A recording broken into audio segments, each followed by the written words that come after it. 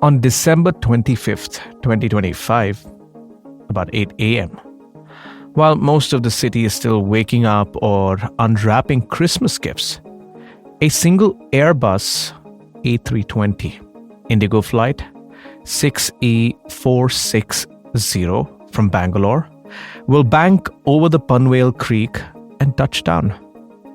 40 minutes later, say about 8:40 a.m., flight 6E882 will throttle up and roar into the sky, heading for Hyderabad. These aren't just flights. They are the firing of the second engine. For 70 years, Mumbai has defied the laws of physics. I mean, we've been a mega city of 20 million people. Metaphorically, flying on a single engine, one airport, choking under the heavy weight of 50 million passengers. We've all lived the nightmare, circling over the Arabian Sea for 45 minutes just because there's no slot to land, or sitting on the tarmac because the gate isn't free. But as of this month, the physics are changing. The DB Patil Navi Mumbai International Airport is going to be live. Well, this isn't just a new building.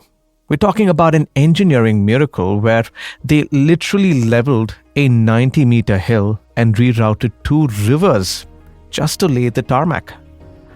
We're talking about a facility that launches with the world's fastest baggage claim system and a mandate to serve over 90 million passengers.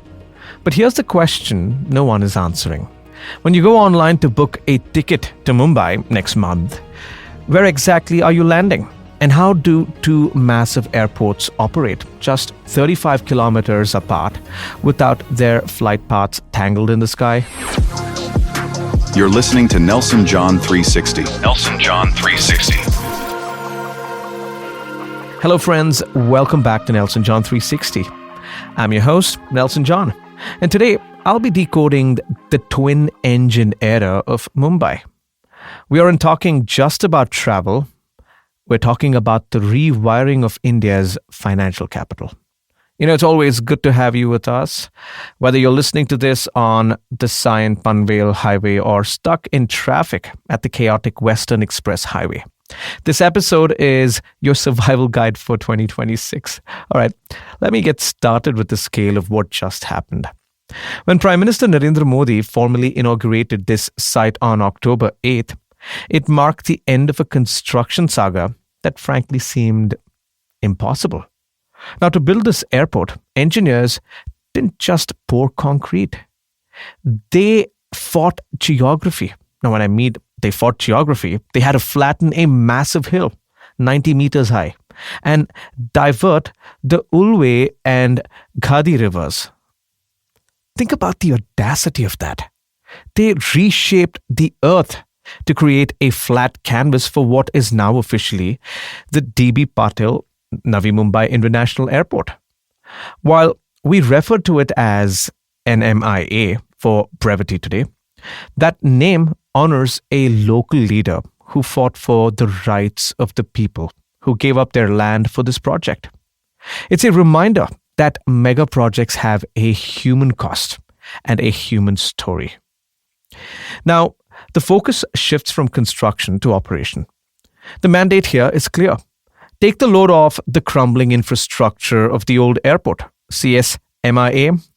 But this isn't just an overflow parking lot we're talking about. You know, let me break down this into 4 critical segments. The first one is the twin airport physics, how Adani's group is going to manage 2 massive hubs without them cannibalizing each other. Second, the invisible highway.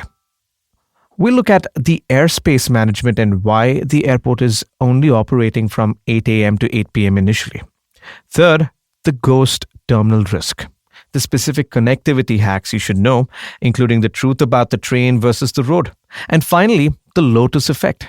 A look inside the Zaha Hadid-designed terminal that promises to be India's first fully digital travel experience. All right, let's fire up our engines. To begin with, let's start with the business model. Usually when a city gets a second airport, we expect a dogfight. We think of London's Heathrow versus Gatwick. Different owners fighting for your ticket money. But Mumbai, it's different. This is where the Adani factor comes into play. Adani Airports Holding now controls both engines.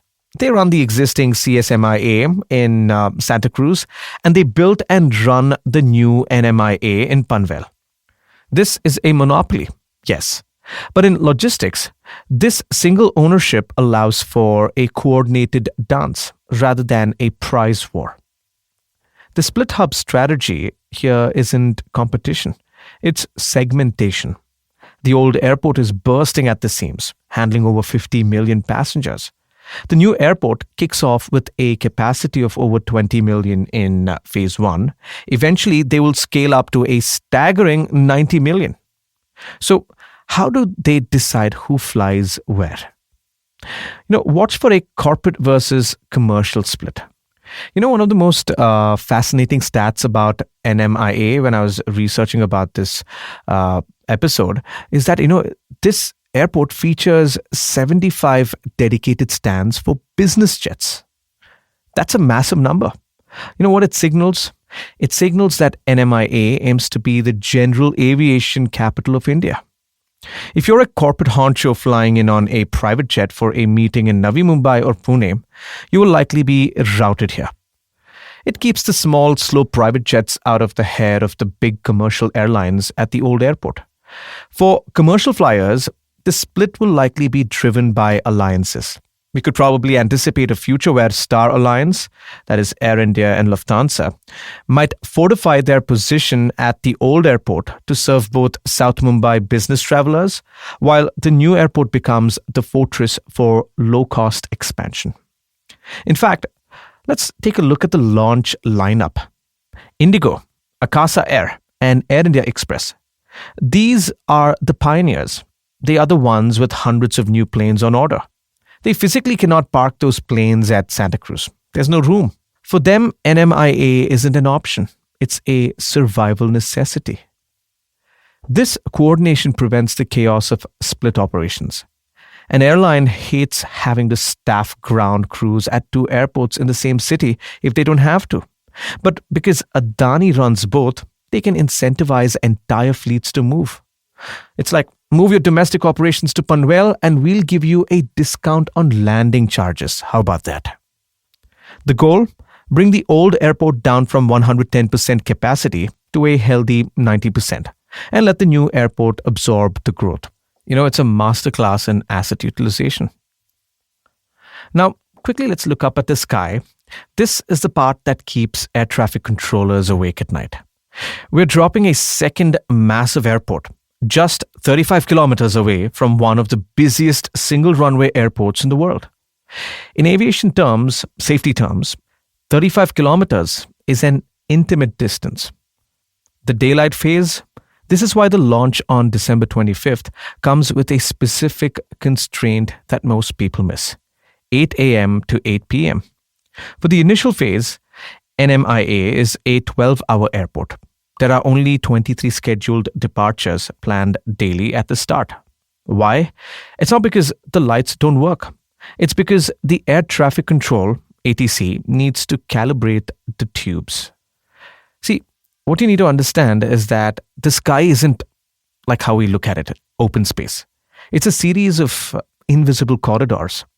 So the Airport Authority of India, AAI, has had to redesign the entire airspace above Mumbai to create independent parallel approach paths.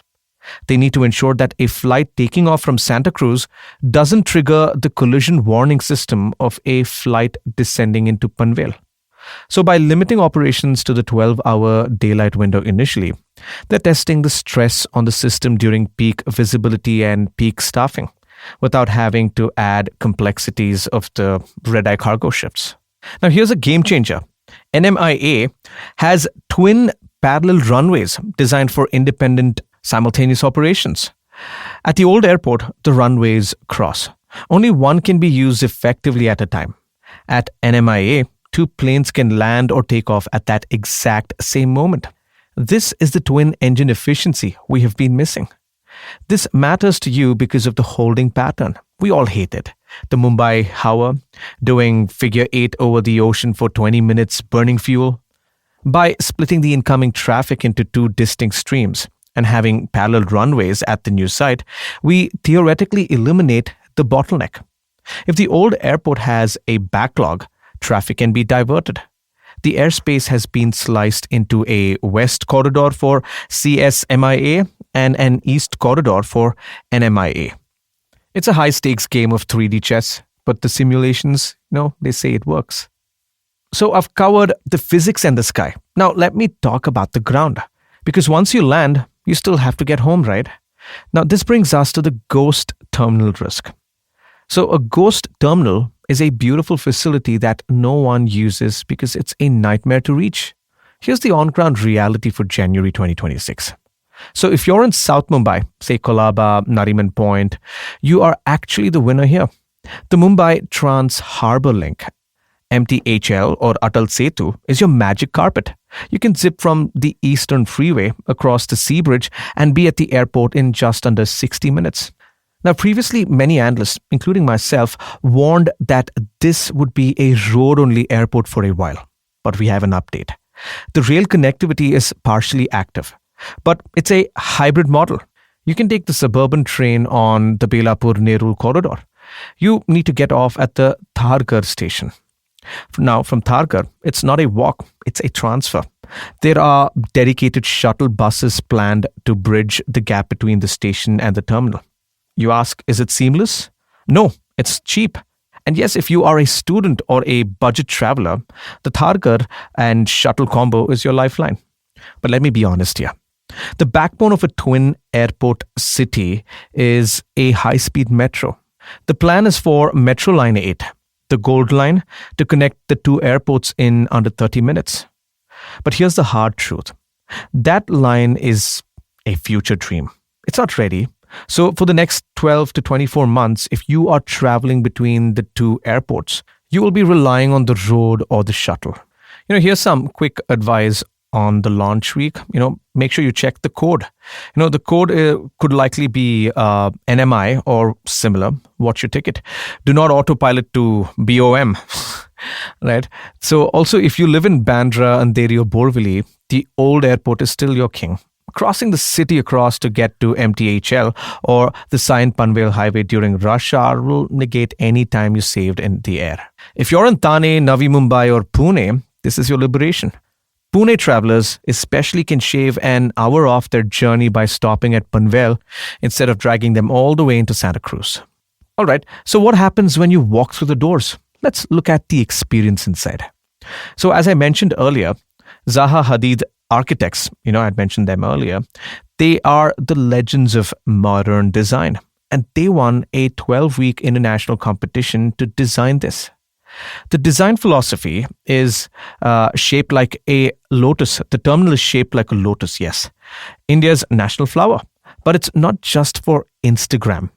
The structure is an X shape. So what's so special about this X shape, you might ask?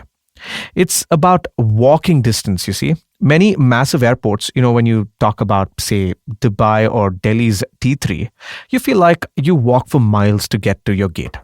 The central processing hub of the X shape minimizes the distance to the furthest gates. It's efficient design masquerading as art. Also, here are some features that will impact you the most.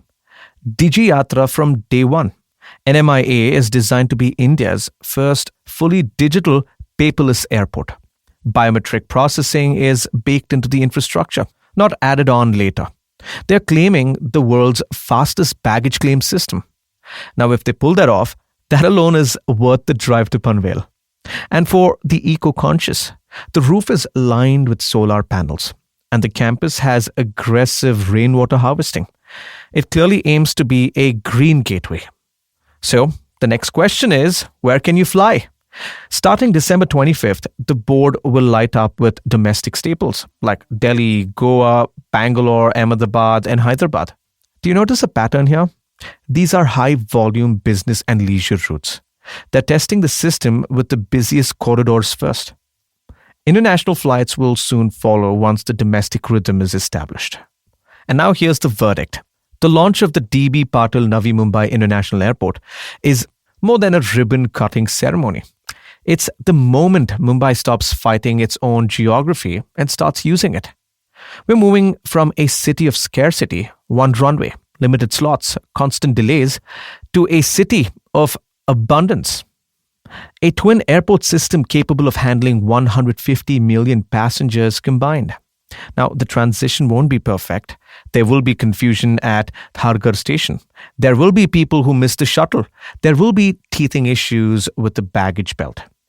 But when you see that first flight, Indigo 6E460, descended over the rerouted rivers and touched down on the new runway, you're watching the future of Indian aviation arrive. The sky isn't the limit anymore. It's the playground. Here's my challenge for you. The next time you book a flight to or from Mumbai, stop and look at the options. If you live in the east or south, give the new engine a try.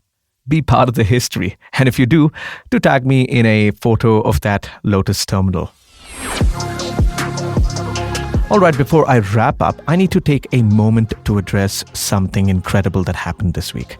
Because of you, my friends, the people listening right now on your commute, at the gym, or at your desk, Nelson John 360, the podcast, has officially broken into the top charts for news category on Apple Podcasts. Thank you so much for making this happen. No, I say this often, but I mean it deeply. Time is the only asset you cannot get back. The fact that you chose to spend, say, 30 minutes of your day with me decoding the complex world around us is an honor I do not take lightly. Thank you for trusting, and thank you for putting Nelson John 360 podcast on the charts. Also, here is a small request to keep us there. If you found value in today's episode, if you've learned something you didn't know before, please do two things for me. Open your podcast app right now and hit that follow button. Honestly, it helps more than you know. Also, share this episode. Send it out to that one friend who's always probably flying to Mumbai, or that colleague who loves infrastructure. All right, that's it. I'm Nelson John. Thank you for making this community what it is. Until next time, keep your eyes on the horizon.